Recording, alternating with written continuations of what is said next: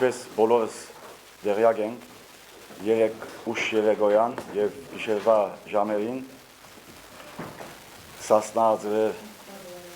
խմբի սպառեցրած տարածքում, ԲԲԾ գնդի տարածքում երեք տեղի ունեցավ զինյալ գործողություն, որի արդյունքում Բավլիկ Մանուկյանը և իր որդին Արամ Մանուկյանը ծանր վիրավորվեցին և ներկայումս գտնվում են հիվանդանոցում, շատ ծանր վիճակում և փաստորեն տարածքից դուրս են գտնվում։ Ես հայտնում եմ, որ այդ գործողությունը բացարձակապես մեր բանձալի ոստիկանության և ուժային կառույցների կողմից հերոսական մարտական ռազմական գործողության արդյունք չէր, այլ արդյունք էր քրեական հանցագործների հարիր գործունեության և այնպիսի գործունեության գործելաձևի, որին չէին դիմել նաև նույնիսկ ադրբեջանական հակառակորդը Արցախյան ազատամարտի ընթացքում։ Մանրամասների համար ես խոսքը տալիս եմ Արմենակ Գյուղերյանին, որովհետեւ ինքը հանգամանորեն ներկայացնի, թե ինչ է պատահել երեք ուշ երեկոյան։ Խնդրեմ, Արմենակ։ Այսօր առավոտյան որդիս Արեգ Գյուղերյանը հեռախոսազրույց ունեցավ իմ հետ, կապի դուրս եկավ և հայտնեց դեպքի մանրամասնությունների մասին։ Ոչ մի հատուկ օպերացիա տեղի չի ունեցել, գրոհ տեղի չի ունեցել, երեք ուշ երեկոյան Պավլիկ Մանուկյանը փորձել է բանակցել ոստիկանության հետ, որպեսզի իրեն տրամադրեն բժիշկ կամ վիրավոր, որին տանեն բուժելու, և այդ ժամանակ կրակ է բացվել Պավել Մանուկյանի վրա ծանր գնդացրային զինատեսակից և Պավել Մանուկյանի որդին տեսնելով դա վազել է օգնության և նրա վրա նույնպես կրակ է բացվել, որից հետո Սասնա Ծռերի երկու անդամներ, որը նշված է մինչև այդ Գևորգն էլ փորձել է հասնել օգնության։ Այո, մինչև այդ Գևորգ անուններով ես ուղղակի չեմ հիշում, Սասնա Ծռերի անդամներից մեկը փորձել է հասնել օգնության, նրան նույնպես վիրավորել են։ Ծանր վիրավորված Պավլիկ Մանուկյանը և իր որդուն փորձել են պատգարակներով օգնություն ցույց տալ և նրանց արդեն, այսպես ասած, զախվատ են արել։ Այսինքն այդ տղաները չեն հանձնվել, դա ապատեղեկատվություն է և ամբողջ եղելությունը սա է։ Ուղղակի այս պարագայում ինչն է ամենակարևորը։ Ամենակարևորը այն է, որ բոլոր այն հավաստիացումները, որ իշխանությունները ամեն ինչ անում են, որպեսզի անայրուն լուծեն այս հարցը, որը շատ կարևոր է մեր ազգի, մեր պետության, մեր ապագայի համար, այսպիսի բևեռացման ժամանակ, որ բևեռացում է տեղի ունեցել մեր հանրության մեջ և դեմ դիմաց են կանգնած մի կողմ ժողովուրդը, մյուս կողմը ոստիկանությունը և ամեն վայրկյան հնարավոր է շատ մեծ բախում և շատ մեծ զոհեր նման գործողությունները ես ուղղակի քաղաքական գործիչ չեմ, բայց որպես սովորական մարդ և ներքուս զգում եմ, որ սա կարծես իմ թվում է ինձ միտումնավոր իրավիճակի սրում և Հայաստանը դեպի քաոս տանելու միտումներ։ Թող քաղաքական գնահատականները տան քաղաքական գործիչները, ես դա այդպես եմ համարում։ եւ ոնց որ թե նայելով մնացած բոլոր հայտարարություններին, մնացած այս օրերին տեղի ունեցած իրադարձություններին, ոնց որ թե քարոզչական պատերազմը սկսվեց սեփական ժողովրդի դեմ։ Ես այդտեղ նորից տարակուսանքի մեջ եմ, արդյոք ես գտնում եմ Հայաստանում, թե օտար երկրում։ Դա իմ համար մի անիրական իրավիճակ է, որտեղ նույնիսկ արդեն մշուշվում է մարդու ուղեղը եւ չի կարողանում հասկանալ ոչինչ։ Մյուս ապատեղեկատվությունը, որ վիրավոր Զորամասում գտնվող Սասնա ծռերի վիրավոր անդամներին Սասնա ծռերը հրաժարվում են բժշկական օգնություն ցուցաբերելուց։ Երեկ, երբ որ մենք լուր ստացանք, որ կրակոցներ են տեղի ունենում, ես անմիջապես գնացի Սարիթաղ եւ այնտեղ խնդրեցի բնակիչներին թույլ տալ իրենց մոտ մտնել եւ իմանալ ինչ է կատարվում։ Եվ բնակիչները բոլորն էլ բարեհամբույր ձևով են վերաբերվում այս իրավիճակին, անմիջապես թույլ տվեցին, իրենք էլ պատմեցին եւ ես իմ ականջներով լսեցի, թե ինչպես Սասնա ծռերի տղաները օգնություն էին խնդրում վիրավորի համար։ Օգնություն էին խնդրում գոռալով, որ եկեք, վիրավոր կա, խնդրում ենք, տարեք, օգնեք, ինչ ուզում եք արեք։ Եվ ես այդտեղից հետո դուրս գալով մամուլում կարդում եմ, նույնիսկ ռուսաստանյան մամուլներն են արդեն այդ մասին հաղորդում, որ զինյալները, այսպես իրենց ասելով, թույլ չեն տալիս իրենց վիրավոր ընկերոջը բժշկական օգնություն ցույց տալ։ Ուղղակի ինձ թվում է, որ սա փորձ է արվում խատարել Սասնա ծռերի տղաների բարոյական կերպարը, բայց ես կարծում եմ, որ մեր հանրությունը շատ լավ ճանաչում է նրանց։ Ես չեմ ասում սա միայն իմ որդեների համար, ես ասում եմ բոլոր անդամների համար, բոլորն էլ բարձր ոգու բարոյականության տեր մարդիկ են, դրա վառ ապացույցը այն է, որ իրենք ինչպես վարվեցին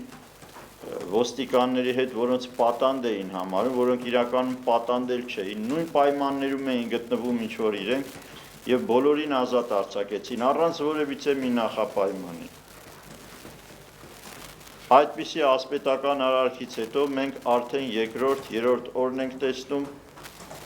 այդպիսի նմանատիպ գործողություններ, որը ընդհանրապես հարիր չէ մեր ազգին, մեր ազգի ավանդույթներին։ Հետո ինչպես պետք է մենք պատասխան տանք մեր ապագա սերունդներին այս կատարվածի համար։ Ես ուղղակի ամաչում եմ, ներողություն եմ խնդրում ողջ երիտասարդությանը, որ այսպիսի երկիր եմ ժառանգություն թողել ես եւ իմ սերունդները։ Ես այսքան եք ասեի։ Ներողություն, ես ավելացնեմ պարոն Գեղարյանի ասածի վրա, որ նախ ես նորից եմ գրկնում ոստիկանության եւ ուժային գաղութների այս պահվածքը գրկնում եմ հարիր է քրեական հանցագործների ստոր եւ դավատիր գործելացերին, դա այլ ձև չի կարելի բնութագրել, որակել եւ գրկնում եմ պատերազմի ժամանակ ադրբեջանական հակառակորդը նման գործելացերի ջերտիմում։ Ես ուրեմն հայտնեմ, որ Սասնա ծռերի տղաները, ովքեր որ մնացել են այնտեղ եւ այնտեղ մնացել է խմբի մեծամասնությունը, չնայած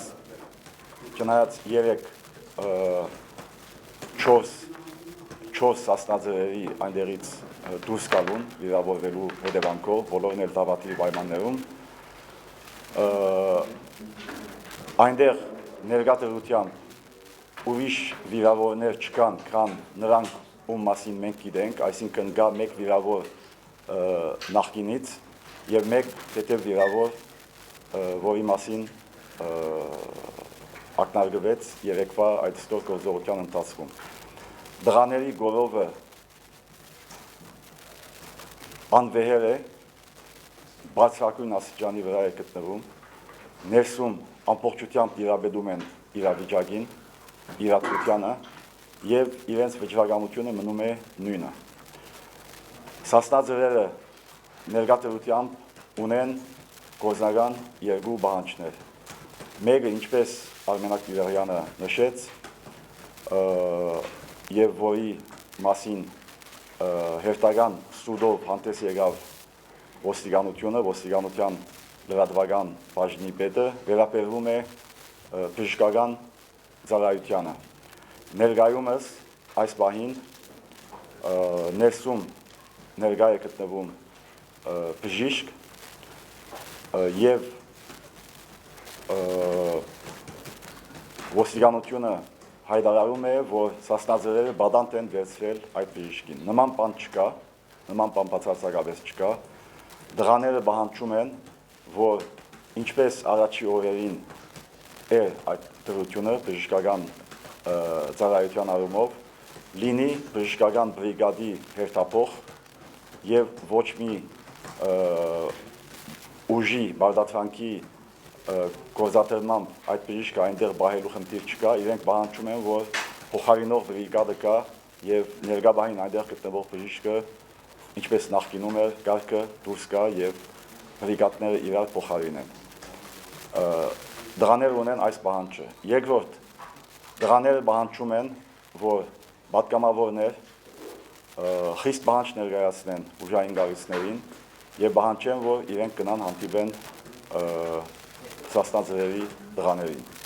Վերևապար այս առիթից օգտվելով հորդորում եմ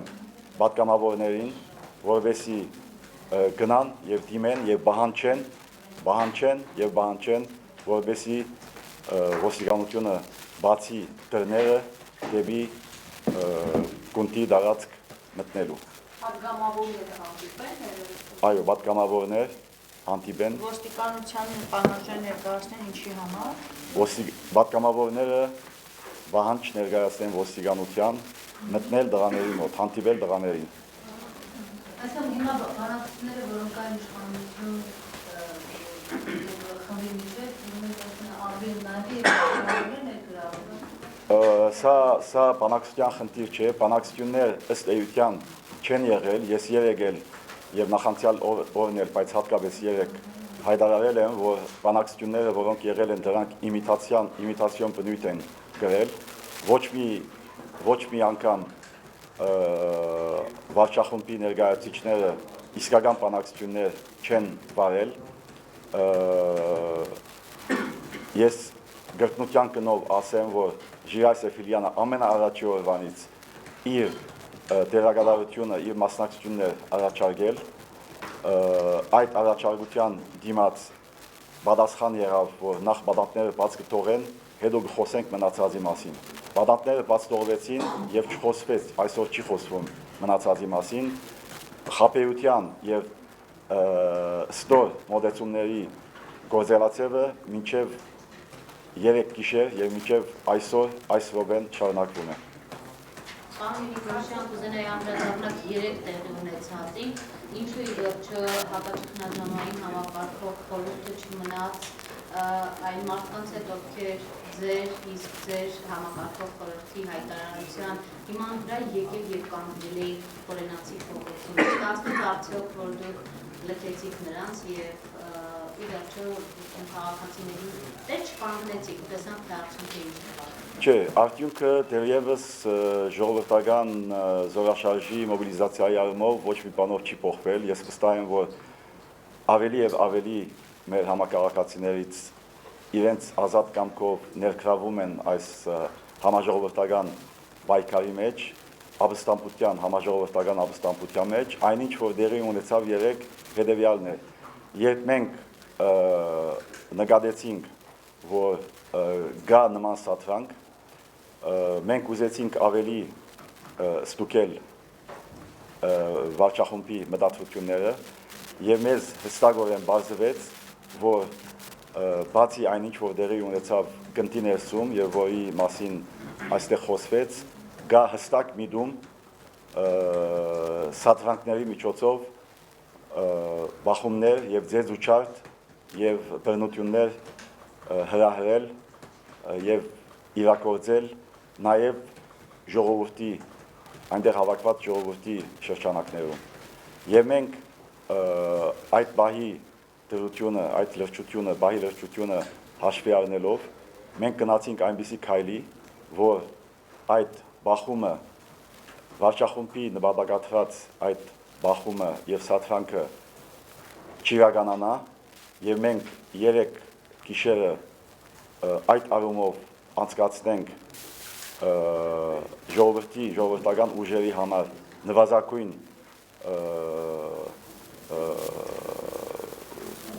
վնասներով եւ այդ պայքարը չի արել եւ շարունակվելու է։ Պարոն Եղիպովյան, ասենք կազմիկ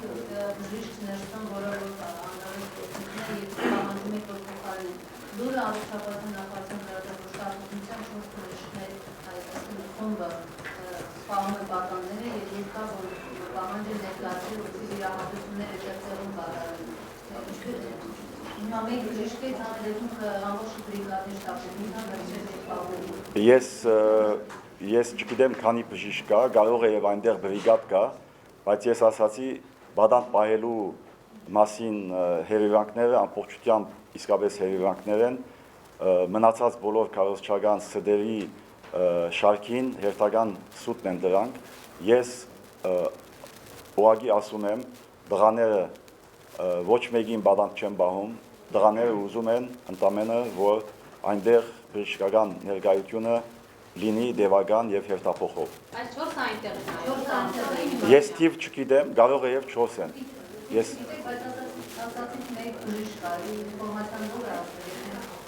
Ես չեմ բնդում, որ ընդամենը մեկ բժիշկ կա, ես այդ գետի վրա չեմ բնդում, խնդիրը դրանում չի, խնդիրը այն է, որ բժշկական ծառայության հերթափոխը ապահովված լինի։ Մեկ բժիշկ կամ 4 բժիշկ, այս պահին ներկա են բժիշկներ այնտեղ, գա բժշկական ծառայություն, բացարձակապես բադանտ պահելու խնդիր չկա, դա հերիվանք է, դա սուտ է, ընդամենը ինչպես ասացի, հերթափոխի ապահովման պահանջ է տրված այնտեղ։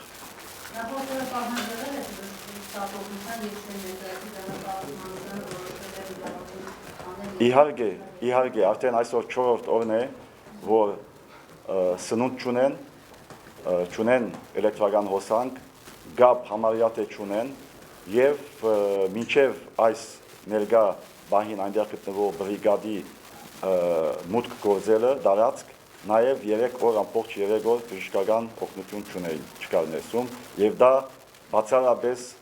իշխանությունների ուժային գառույցների գամարական որոշման պատճառով։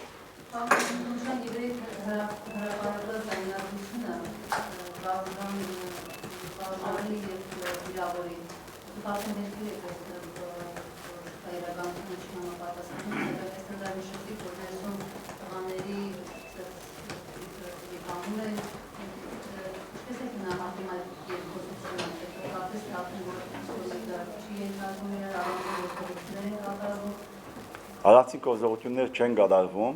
նույնիսկ այդ մոնտաժված այդ ձայնակրության մեջ, իհարկե բոլորս էլ գիտենք, որ դա մոնտաժված է, նույնիսկ մոնտաժված ձայնակրության մեջ, այնտեղ իրար չհասկանալու, իրար չընդունելու խնդիր բացարձակապես չկա, այնտեղ ուրեմն 2 հոգի Հովհաննես Հարությունյանը եւ Աշոտ Պետրոսյանը վիրավորվել էին եւ այդ վիրավորման բահին բնականաբար իրենք հարցատվում էին անում, թե ինչու այս արդյունքը չկանխատեսված քայլին դիմվեց։ Ընդամենը այդքան այդ մոնտաժված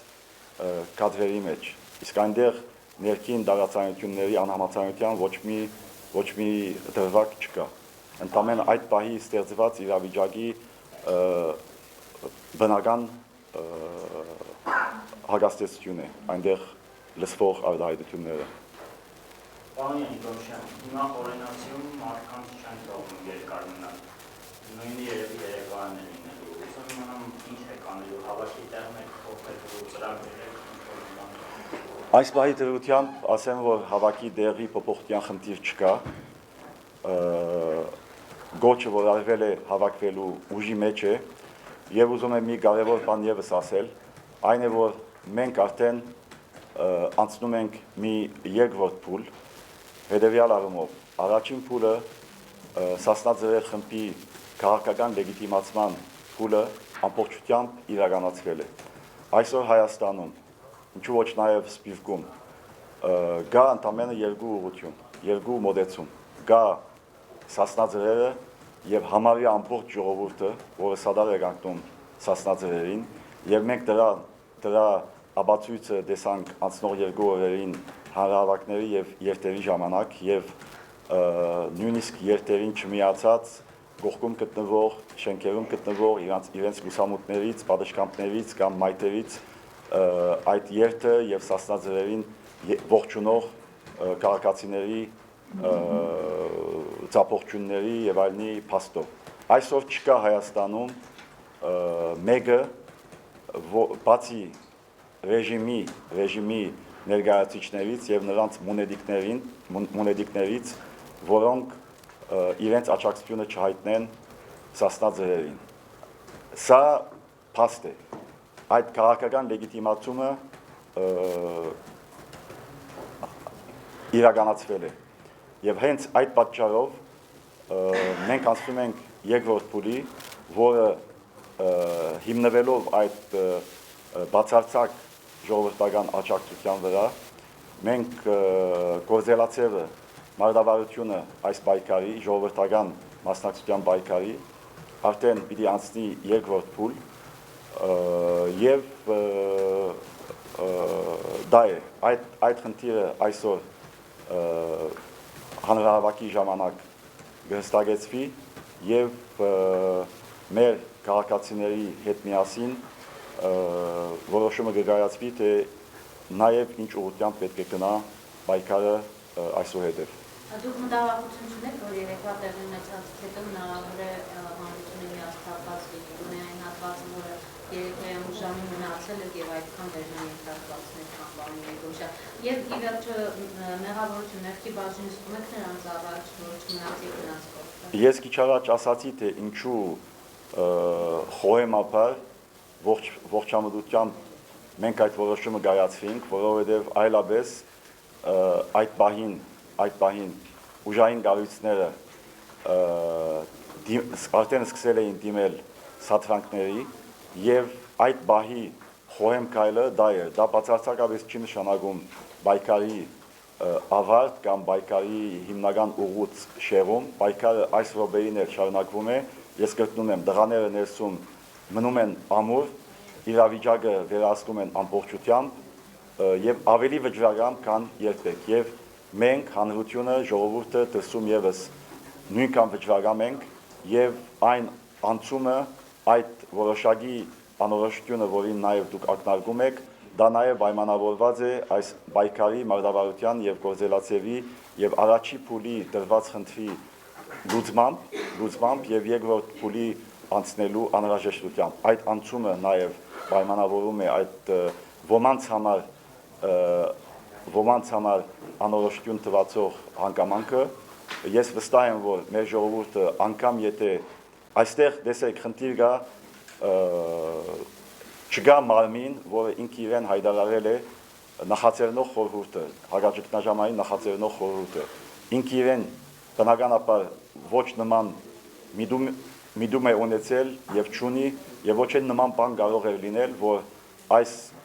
խորհուրդը ինքը իրեն հայտարարի այս գործընթացի ղեկավարը, որին բարդավոր են բոլորը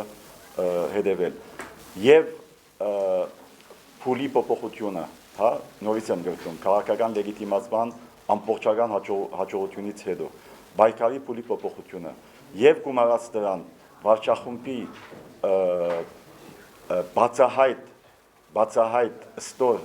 դավատիր մոդեցման եւ բռնարարքների արդեն ծավալի եւ քանակի մեծացումը, բացի այն, որ մեզնից պահանջում է նոր մոդեցում նաեւ եւ մարտավարություն, նաեւ մեզ ասելով այստեղ ի նկատի ունեմ բոլոր այս ժողովրդական պայքարի մասնակիցներին ինքնատեսևորման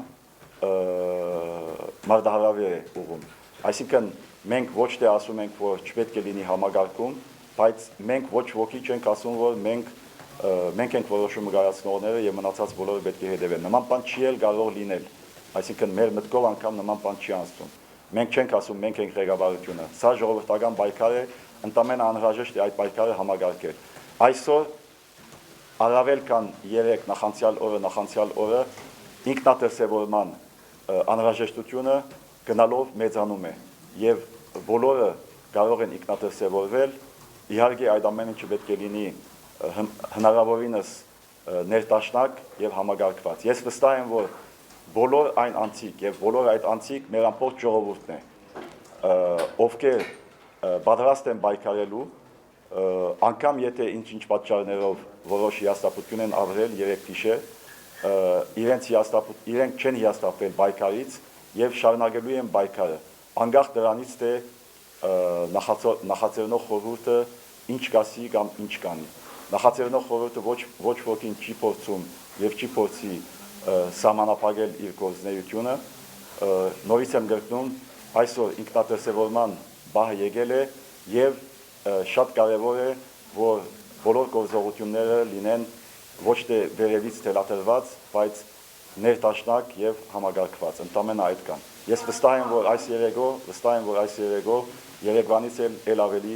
վճռականությամբ մեր համակարգացիները, հայրենագիտները լինելու են փողոցում եւ մենք բոլորս միասին շարունակելու ենք պայքարը։ Դուք այսօր ճիշտ եք համարում գործընկերների կապված կոնկրետ,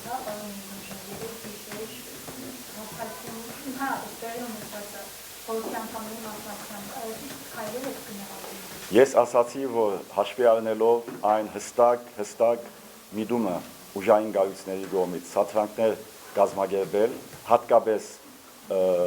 գնդի տարածքում դեղի ունեցած ստոր դավադրությունից հետո, այդ բահը թելադրում էր, որ ընտարակ չգնանք այդ սադրանքներին, որպեսի ժողովրդի քաղաքացիների շարքերում նվազագույն հնարավոր վնասներ լինեն։ Դա է խորհրդի անդամների դրսևորման շարժարիթը եւ խորհրդի անդամները եւ մենք բոլորս ամբողջ ժողովուրդը նույն վճռականությամբ շարունակում ենք պայքարը։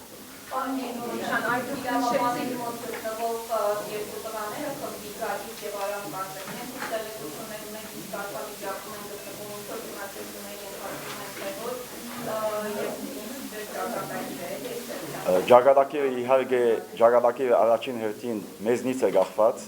այսինքն ժողովրդից է գախված, որովհետև եթե մենք թողնենք ռեժիմի գամեցողությանը, մենք գիտենք, թե ինչ ճակատագիր կունենան այդ տղաները։ Այդ տղաների ազատագրման խնդիրը համընդհանուր մեր պայքարի մի օղակն է, ընդամենը շատ կարևոր օղակներից մեկը։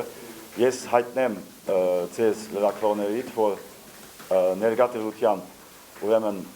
Բավլիկ Մանուկյանի եւ Արամ Մանուկյանի իրավունքները պաշտպանելու հանձնարարությունը ստանձնելու համաձայնություն է տվել փաստաբան Ինեսա Պետրոսյանը եւ զուտ իրավական հարցերի կապակցությամբ դուք կարող եք դիմել իրենց, իսկ Գագիկ Եղիազարյանի եւ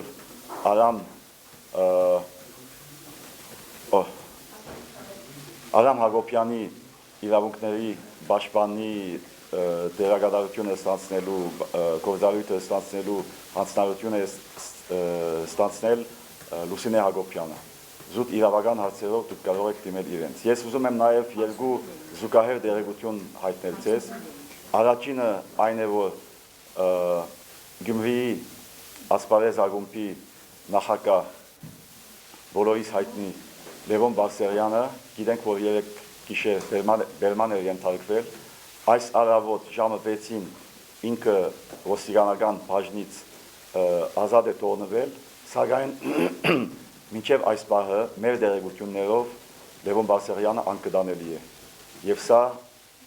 ես հնչեցնում եմ որպես ահազանգ։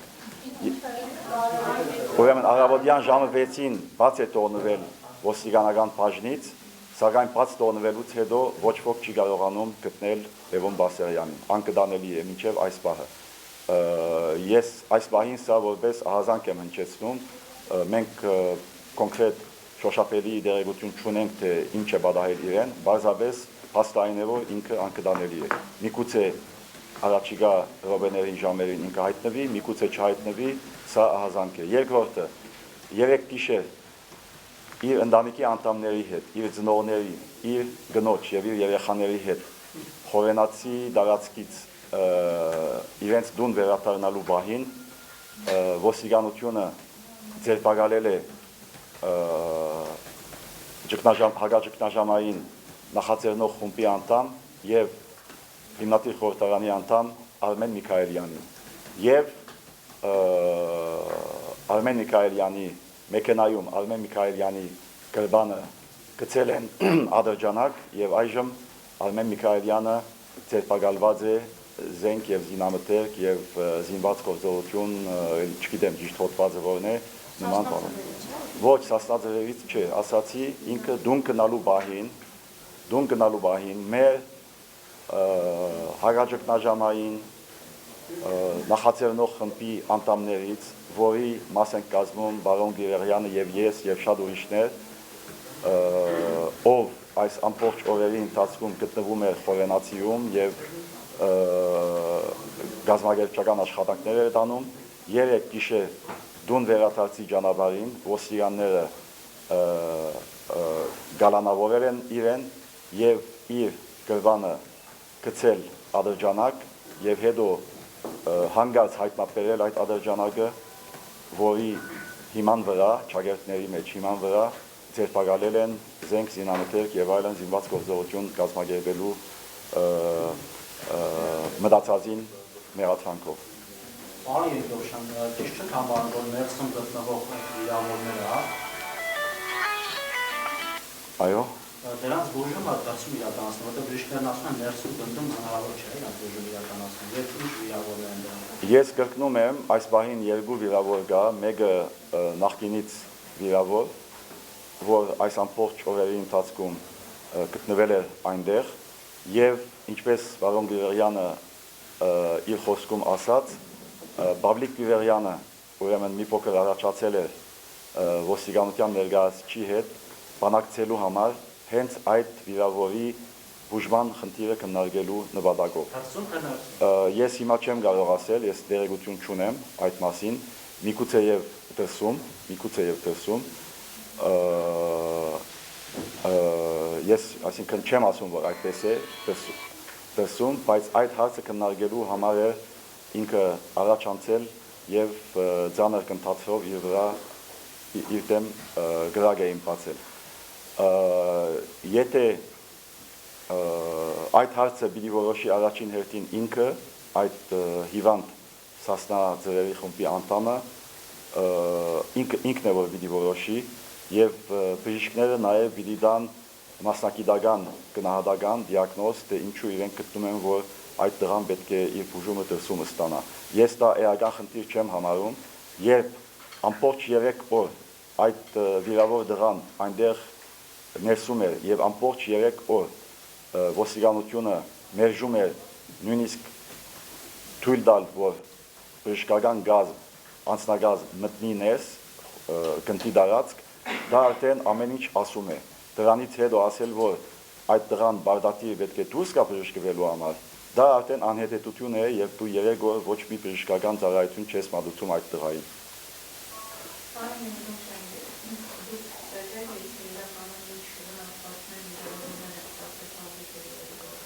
Բավլիկը եւ իր որդին երկուսն էլ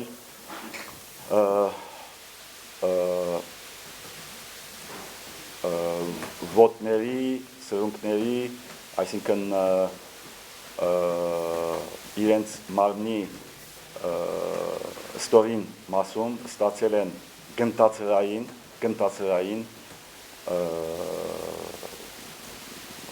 գրագոցների վերքեր։ Շատ ծանր, սովորական ոչ ադրջանակների, ոչ էլ սովորական ավտոմատների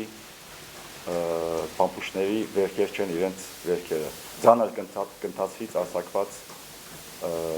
հրացկության վերքեր են։ Ինչպես? Ասում եմ ծանր կնտացի։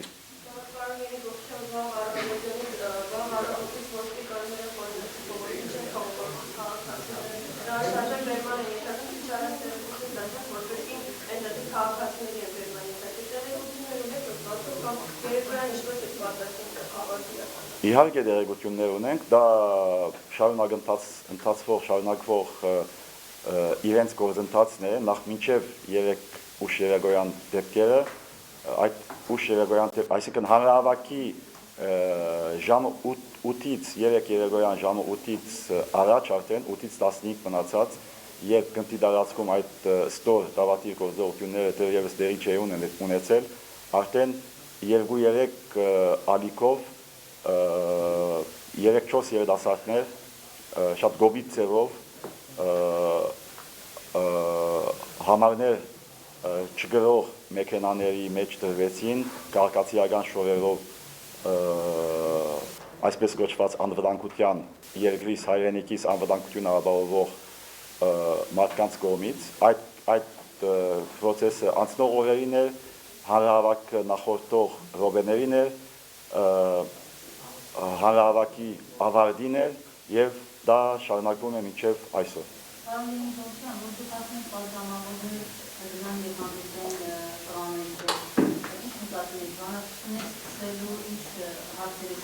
Ես դա ուրեմն այո խնդրեմ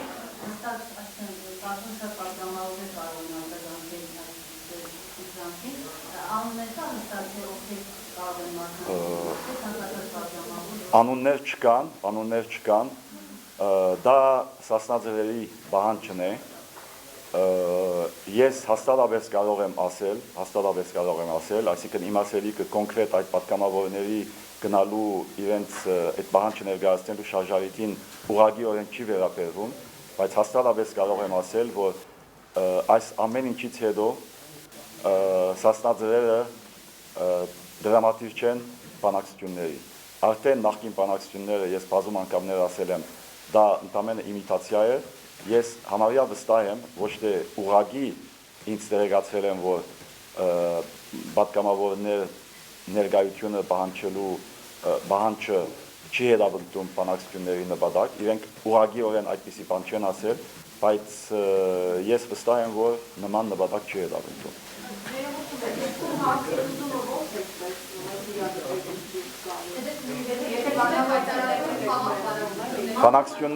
Բանակցությունները շատ ներողություն, ես խնդրում եմ հաստատումները ուշադիր անեք, զգուշ լինեք ձեր արտահայտությունների մեջ։ Ես երևի թե ամենից շատ այս օրերի ընթացքում ասել եմ, որ ամսի 17-ից սկսած Ժիրայր Սեֆիլյանը առաջարկել է, որ նախ ասել է, որ այս խնդիրը չպետք է ավարտվի արյունահոսությամբ։ Այդ նպատակով ինքը հայտնել է իր պատրաստակամությունը նպաստել այս խնդրի խաղաղ հանգուցալուծմանը։ Դրա համար պահանջել է նախ իրեն հնարավորությունը ստեղծել իր համար գնալ հանդիպել տղաներին, զրուցել իրենց հետ, հանդիպել իրենց, քննարկել նրանց պահանջները, նրանց մաքսիմումն ու մինիմումը պահանջների, հետո նրանց հետ խորհրդակցելուց հետո ինքը առաջարկել է եւ պահանջել է հանդիպել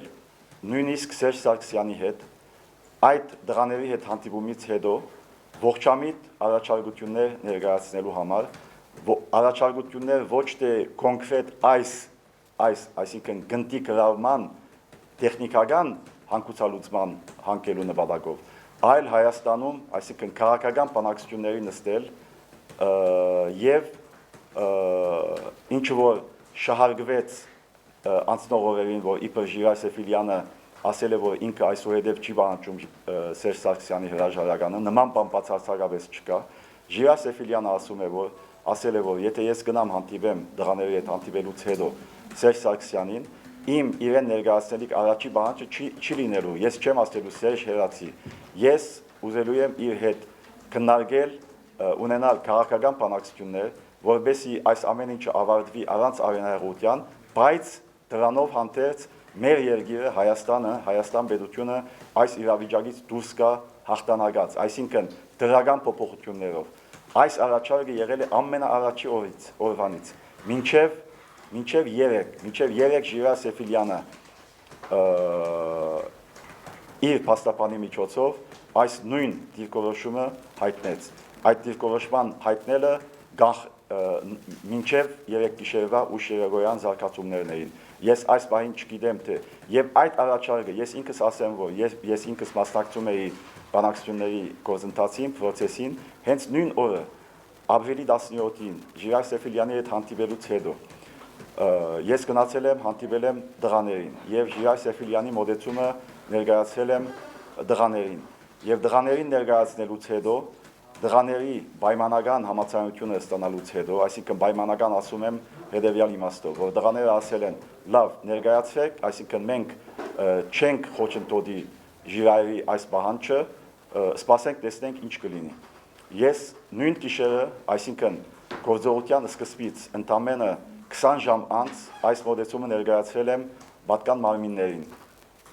Եվ իրենք ասել են, հաջորդ օրը պատասխան են տվել, ասել են, մեր մոդեցումը հետեւյալն է։ Բադատները ազատ կարձակվեն, մնացածի մասին անմիջապես որ ազատ արձակվեն, անմիջապես մենք խոսենք մնացածի մասին։ Դրանից 4 օր անց բադատները ազատ արձակվեցին եւ դրանից անմիջապես հետո վարչախումբը մոռացավ իր խոստումը եւ ասաց անմիջապես պետք է զենքերը վայր տնեն եւ հանձնվեն։ Դա արդեն խախտում է, դա արդեն բանակցությունների իմիտացիա է։ Նույն այդ տեխնիկական իմաստով բադատների ազատ արձակման բանակցությունները պայմանավորվածությունը այն է, որ բադատները ազատ կթողնվեն, իսկ այնտեղ դևական լրակվողական գետ կհաստատվի։ Այդ խոստումը եւս, այդ պայմանավորվածությունը, որին հանգել էին երկու կողմերը, խախտվեց, դուք բոլորդ վկա եք այն բանի, որ մի քանի ժամ այնտեղ մնալուց հետո ձեզ համարյա բրտելով, հրելով ձեզ այնտեղից հեռացվին։ Եվս խախտում։ Ես սրանով ինչ եմ ուզում ասել։ Ուզում եմ ասել այն, որ ամենաառաջին օրվանից Սասնա Ձրերի կողմից եւ Ժիրայր Սեֆիլյանի կողմից եւ նրանց դրսում գտնվող բազմա տասնյակ հազարավոր, 100,000-ավոր համագիրների կողմից գա եղել է ողջամիտ լուծում գտնելու եւ խաղաղ հանգուցալուծման գտնելու դիրքորոշում։ Իսկ իշխանությունների կողմից եղել է խաբեություն, եղել է բանակցությունների իմիտացիա եւ բացարձակապես ոչ մեկ զիջման պատրաստակամություն եւ լրացուցիչ ստոր դավադրություն, որի ականատեսը մենք եղանք 3 գիշեր։ Այո, դոկտոր, կարծում որ բժիշկներին այնտեղ պահել, այն չէ որ դուք դրան անվանեք։ Այդ Ժնևյան կոնվենցիայի խախտումը, որտեղ էլի լուրերը հաստատվում են, որ այդ մարդիկ այնտեղ պատանդ են։ Այդ մարդիկ այնտեղ պատանդ չեն։ Նույն ներողություն, նույն Ժնևյան միջազգային իրավունքի դրույթները ենթադրում են, որ ռազմական կոնֆլիկտի ժամանակ անկախ ամեն ինչից, անկախ մնացած բոլոր հանգամանքներից բժշկական օգնությունը բարդատիր պետք է ապահովվի։ Եթե չի ապահովվում, բադատներից խոսելը արդեն անհետեթություն է։ Դղաները ասում են, մենք բադանտ չենք պահել, թող կա փոխարինող հերթապող խումբը եւ այս բժիշկները ազատ են գնալու ազատ են։ Այստեղ բադանտ պահել 3-4 օրը այդպես իրավոր այնտեղ արդեն բժիշկների կարիք պետք է, դասում պետք է բժշկի չէ։ Դա ձեր գնահատականն է, որ այդ մարդը, այդ դղան պետք է դրսում բժշկվի։ Ես ասացի 3 օր ընդհանրապես բժիշկ չեն ուղարկել։ Եթե այդ դղայի կյանքը մարդասիրական մղումներից ելնելով իշխանություններին շատ է մտահոգում, 3 օր առանց բժշկի չէին թողնի այդ դղային։ Դղաները բադանտ չեն պահում, դղաները ցույց տվեցին, որ այնտեղ 6 օր իրենց հետ հավասար պայմաններում եւ ես այնտեղ եղել եմ 3 անգամ։ Ես իմ բանակցությունների մասնակցության ժամանակ դղաների մոտ եղել եմ 3 անգամ եւ ես ինքս վկայում եմ, թե ինչպիսի շատ նորմալ հարաբերություններ էին դրա։ Այնտեղ նրանք բադանտներ չէին, այնտեղ նրանք գտնվում էին նույն կարգավիճակում, ինչում գտնվում էին այդ դղաները։ Իհարկե դղաները գնացել էին իրենց որոշումով, այդ մարդիկ այնտեղ գտնվում էին առանց իրենց գամքին, սակայն իրենց գենցաղային եւ մնացյալ բոլոր բանջները լրիվ համահավասար պայմաններ էին։ Դղաները ցուցաբերեցին շատ նորմալ վերաբերմունք եւ բաց թողեցին այդ բադանտներին։ Հիմա իբր խոսել նորից բադանտների մասին, դա լրիվ ամբողջությամբ անընդունելի է։ Այնտեղ բադանտ չկա։ Այնտեղ կա ձեր ասած Ժնևյան կոնվենցիա եւ այլն, հետեւաբար անհրաժեշտություն, որ մարդկային գործողությունների մասնակիցներին ապահովված լինի բժշկական խնամք, այդ բժշկական խնամքի ապահովման համար դրաները ասում են, մենք ընդամենը սպասում ենք փոխարինող բրիգադին, ուրիշ ոչ մի բան։ Պարոն Յանիկովյան, ես նայում տեսականներին իշխանությունները չեն համաձայնում փոխարինող բրիգադ ուղարկել։ Դուք այնտեղ տղաները թողնել են, որ իրենց հիվանդները, այսպես ասած, մնան այնտեղ, եթե դրսում անհրաժեշտություն կա, անհետին դրսում անհրաժեշտություն կա, թե շփահանջը շարունակվելու է։ Այսինքն երկհադրաբար իշխանությունը չի համաձայնում այդ պահանջին։ Ես ասում եմ, այդպիսի խնդիրը նախ իմ խնդիրը չի, թե այդ տղան պետք է այնտեղից դուրս գա զուտ բժշկական, մասնակիտական բժշկական նկատառումներից ելնելով այնտեղից դուրս պետք է գա կամ ոչ, դա իմ որոշելու խնդիրը չի, առաջի հերթին հենց այդ տղայի որոշելու խնդիրն է,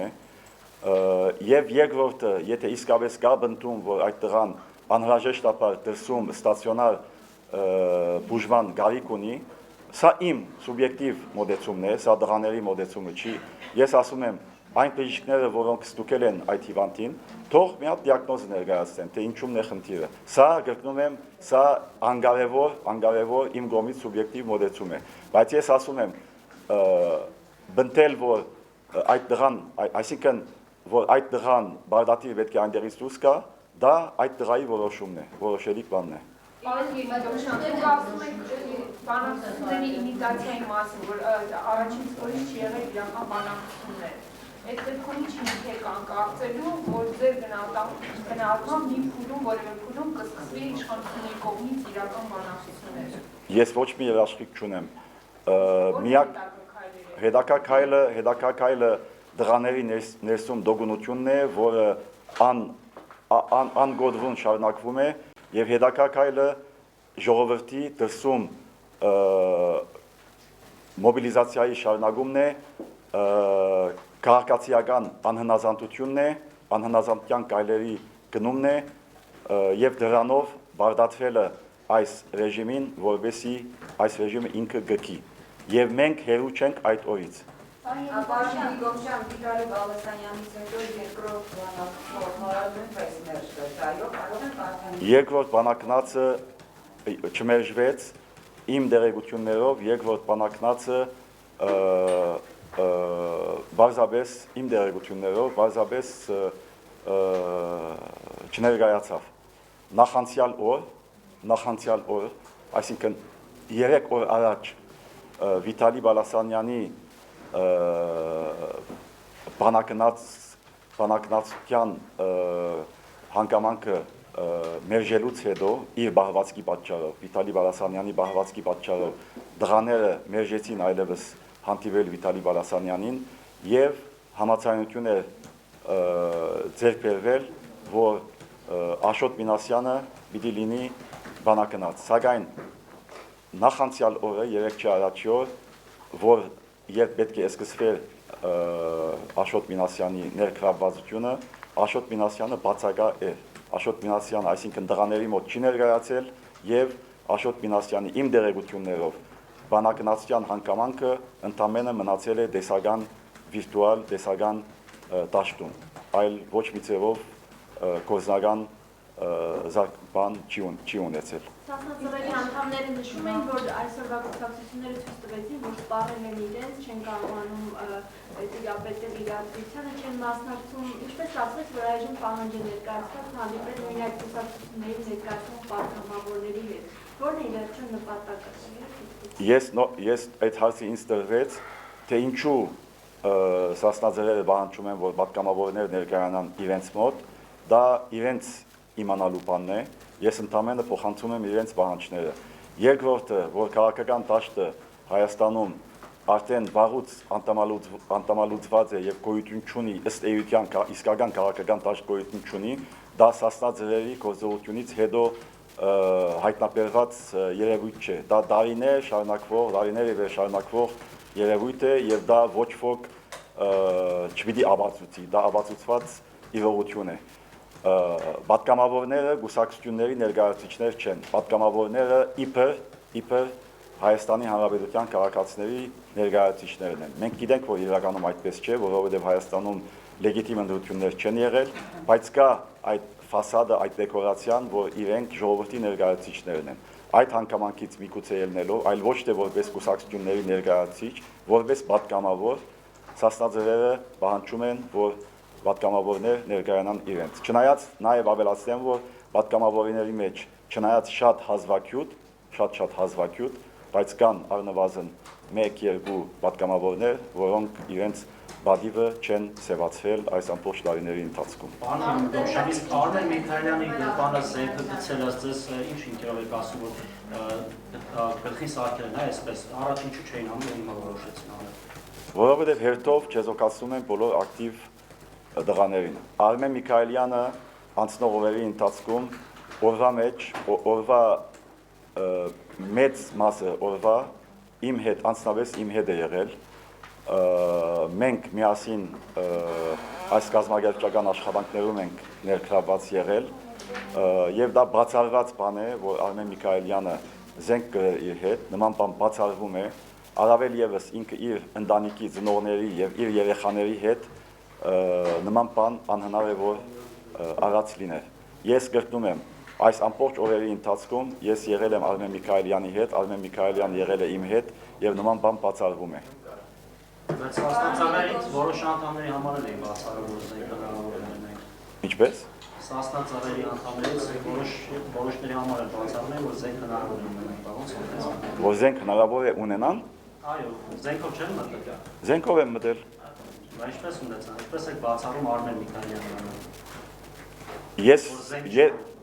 Ես չպիտի ապացուցեմ, որ Արմեն Միքայելյանը զենք չի գրել։ Նրանք, ովքեր այդ զենքը գցել են, նրանք պիտի ապացուցեն, որ Արմեն Միքայելյանը իր վրա զենք գրել է։ Աբան Դոշան ոստիկանությունը տեսանյութ է ծառայել, որտեղ երկու հանձնվում են, կամավոր հանձնում են։ Ովքեր են այդ երկու զինյալները։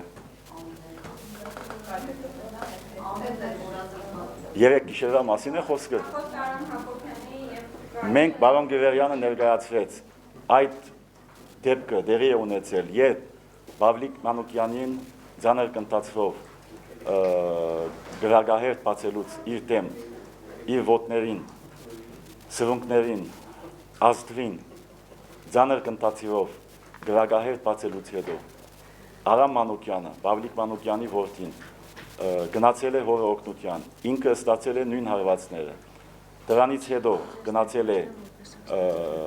Գևորգ Իվիցյանը, նա էլ է ստացել թեթև վիրավորանք, երբ Պավլիկն ու Արամը գետնին բրված ձանր վիրավոր արյունահոսում էին, ներսից երկու դղաներ, Գագիկ Եղիազարյանը եւ Արամ Հակոբյանը պատկառակներով մոտեցել են դղաներին, պատկառակներով եւ այդ պահին ոստիկանությունը բառացիորեն արևանքել է իրեն, այլ ոչ թե նրանք հանձնվել են։ Անի Իգոմյան, դուք քաղաքական դաշտի գոյությունից եք ասում, բայց այսօր ասում են, որ նույն ձեր հարթակն է քաղաքական գրավիչի, քաղաքական դեմքեր չունի եւ ընդհանրապես հրապարակությունները բաղ չեն։ Ենթադրենք օրինակ տեսականներ, Սերժ Սարգսյանը վաճառական կրեց։ Դրանից հետո ով է լինում երկրի ղեկավարը, թե նրանք էլ չեք ուզում լինելու հողի կապլանները։ Այդ հետագա գործողությունների կա ճանապարհային։ Սերժ Սարգսյանի հերացում նշանակում է ներկա ռեժիմի հերացում։ Եվ դրան անմիջապես պիտի հաջորդի վստահության կառավարության ձևավորում։ Այդ վստահության կառավարությունը դեղական մշտական կառավարություն չի, այդ վստահության կառավարությունը պիտի լինի այն կառույցը, որը պիտի կազմակերպի, որը պիտի ղեկավարի հստակ ժամանակացույցով անցումային փուլ, այդ անցումային փուլի ընթացքում պիտի կազմակերպեն ազատ եւ արդար ընտրություններ։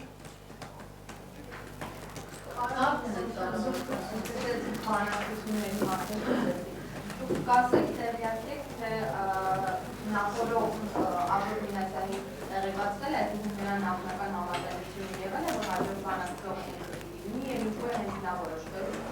հաջորդ բանակցություն։ Ես չպիտի դամ այդ հարցի պատասխանը, ես միայն գիտեմ, որ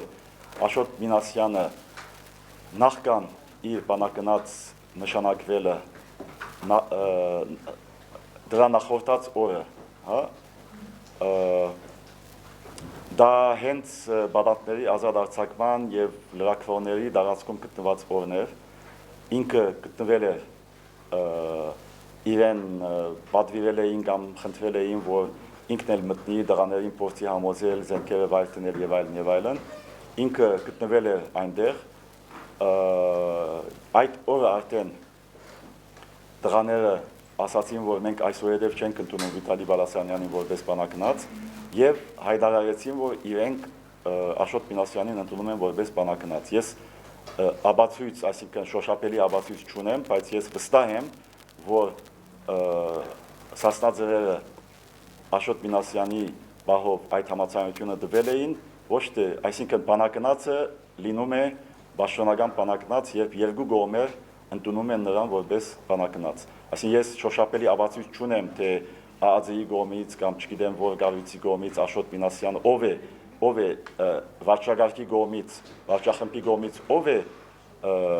այդ հանձնարարությունը տվել կամ իր համաձայնությունը տվել Աշոտ Մինասյանի բահով, բայց անհնար է որ լինի բանակնած ընդամենը մեկ կողմի համաձայնությամբ։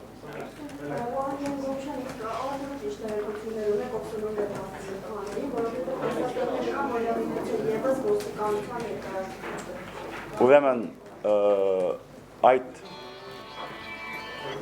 այդ քաղաքացին այս բահին եւս գտնվում է ներսում եւ շատ նորմալ վիճակում, դրաների հետ հարաբերությունները շատ նորմալ են եւ ես դրաների հավաստիացմամբ բացառում եմ, որ նա ոստիկանության դրազո լինի։ Քանի որ դղաները իրենք այդպեսին չեն համարում։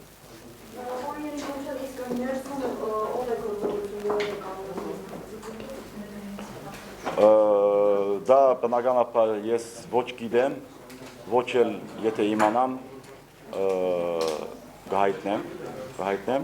բայց այնտեղ կան խորը գիտակից մարդիկ փորձված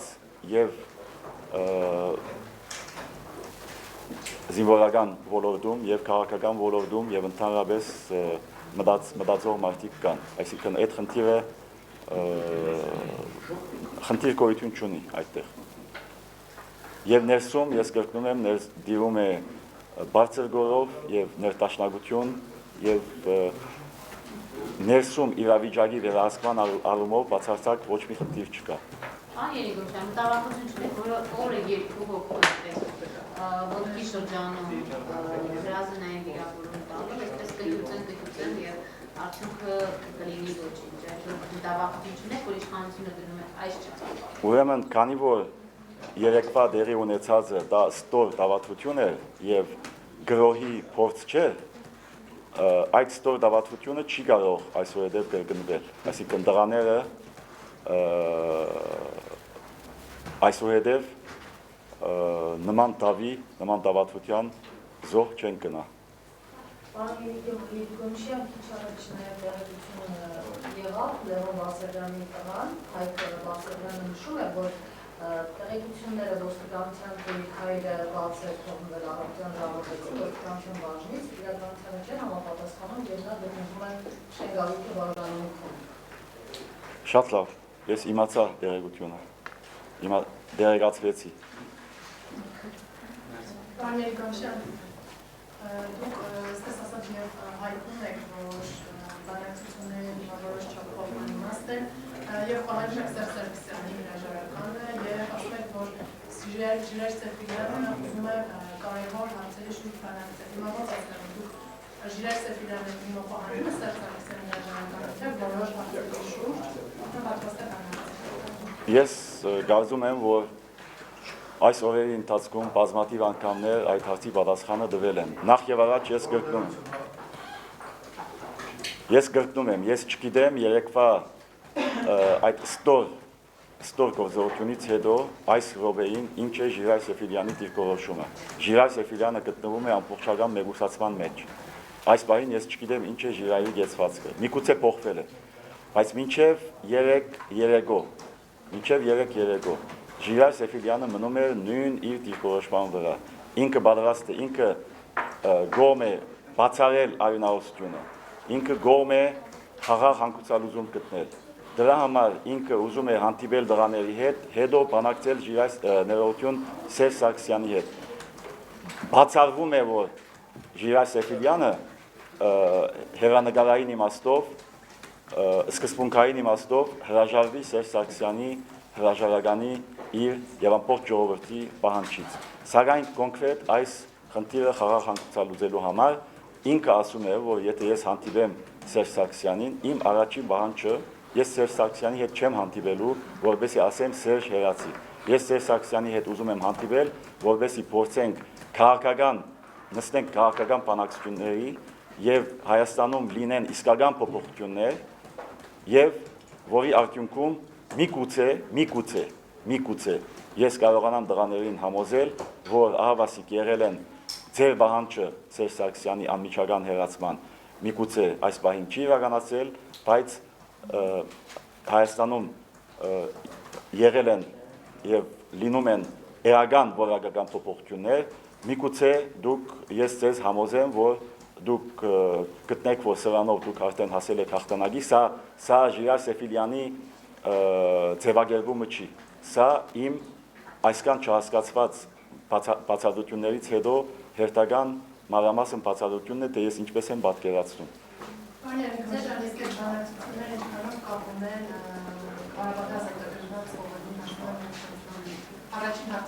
Բանակցությունները ես կարծում եմ, որ պիտի լինեն եւ Արցախի, որովհետեւ ամենահրադապ հարցերից մեկը Արցախի հարցն է, եւ անխուսափելիորեն նաեւ ներքին բաների։ Ես ոչ իրավասու եմ, ոչ լիազորված եմ, ոչ էլ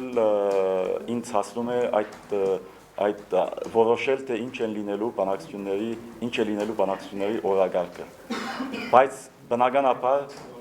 բնականաբար օրակարգը լինելու է մեր երկիրը, մեր պետությունը, մեր ժողովուրդը հուզող, հրադապ կերպով հուզող ներկա իրադրությունը, որակական փոփոխությունների հասնելու օրակարգով։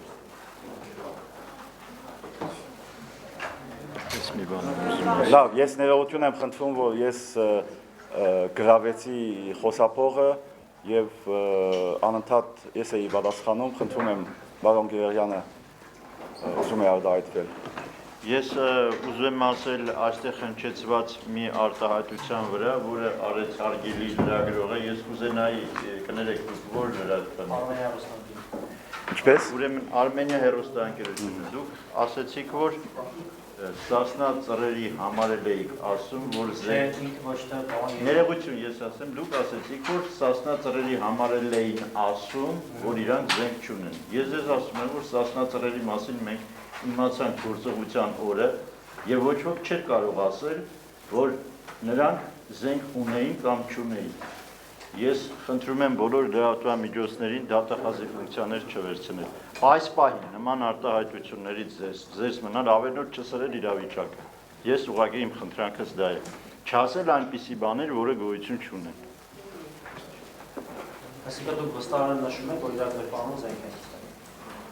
Այլ բան չի կարող լինել։ Գիտեք ինչ, դուք ասում եք վստահորեն նշում եք, ես վստահորեն գիտեմ, որ այսքանի օրվա ընթացքում անդադ սադրանքներ եւ ապատեղեկացություն են տեղի ունենում։